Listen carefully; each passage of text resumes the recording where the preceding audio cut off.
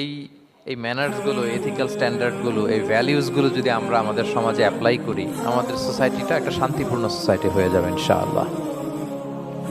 তাহলে কি কি ইনস্ট্রাকশন আল্লাহ তাআলা দিলেন to make our society a peaceful society, আমরা এটা দেখব।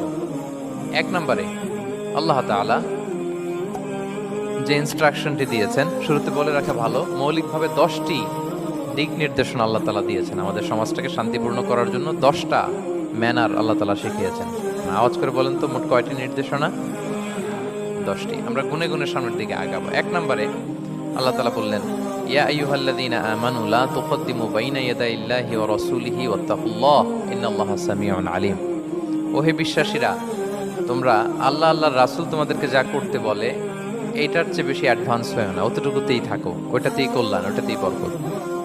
আল্লাহ আল্লাহ রাসূলের চাইতে বেশি বোঝা যাবে না, ওনারা যেটা বলেছেন এটাই ফাইনাল।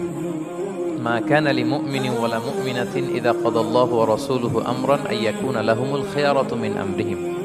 আল্লাহ আল্লাহ রাসূল যদি আমাদেরকে কোনো নির্দেশনা দেয়, তখন কোনো বিশ্বাসীর জন্য এটা মানলেও চলে, না মানলেও চলে, এরকম ভাবা যাবে? আল্লাহ রাসূলের পক্ষ থেকে, আল্লাহর পক্ষ থেকে একটা আদেশ আসছে, এখন এই আদেশ আপনি মানলেও হয়, না মানলেও হয়, এরকম নাকি ব্যাপারটা? বলেন তো।